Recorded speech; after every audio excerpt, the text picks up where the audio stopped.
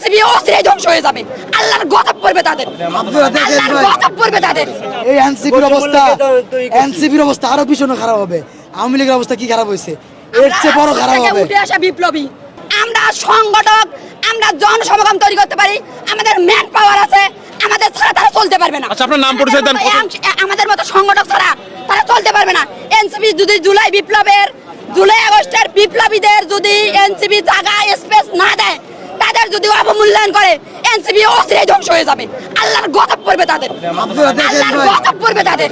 আমি মিরপুর জোনে ছিলাম, যেহেতু আমি মিরপুর সাবেক বাংলা কলেজের স্টুডেন্ট ছিলাম, মিরপুর জোনে ছিলাম। আমার দ্বিতীয়ত যখন ওই চারিদিকে 19 আগস্ট থেকে 5 আগস্ট পর্যন্ত আমি রংপুরে ছিলাম।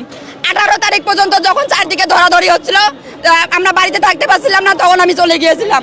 তা আবার ভেঙে শাটডাউন দেওয়ার পরে ভেঙে বাড়ি চলে গিয়েছি। পরে রংপুরে আন্দোলন বেগবান করেছি।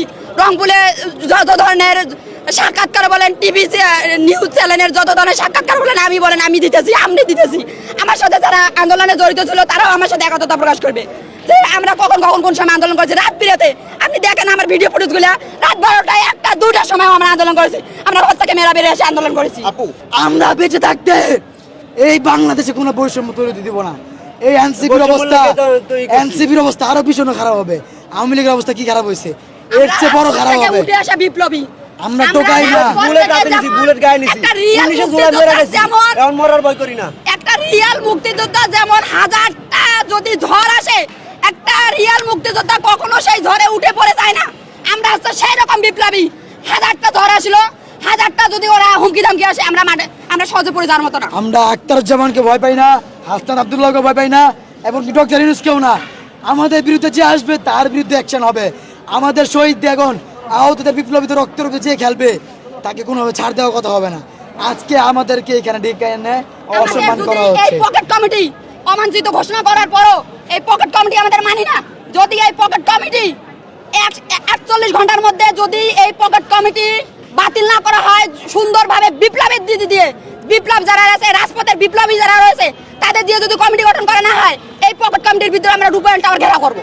সমস্ত বিপ্লবী মিলে, সমস্ত আহত যোদ্ধা, সমস্ত বিপ্লবীরা মিলে পকেট কমিটি ওই রূপায়ণ টাওয়ার আমরা ঘেরাও করবো। ওদের রূপায়ণ টাওয়ার পুরোতলা থেকে আমরা নিচে নামতে দেবো না। কত বড় দল দেখেন না, পিছনের দরজা দিয়ে পালাইতে হয়। আমরা 10-15 জন এখানে, আমরা কয়জন, 10-15 জন আমরা পিছনে। আমাদের সঠিক দিকে আমরা সামনে আছি। আপনারা আহতরা কয়জন এসেছেন এখানে? এই জায়গা আমরা আহতরা আছি প্রায় সর্বোচ্চ 20-25 জন। 30 জনের মতো।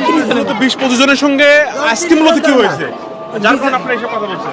এই যে আমাদের সাথে কথা হয়েছে, আমাদের নিয়ে এই দলটা গঠন, আমাদের অনুমতি নেবে আগে, সব দেখাবে।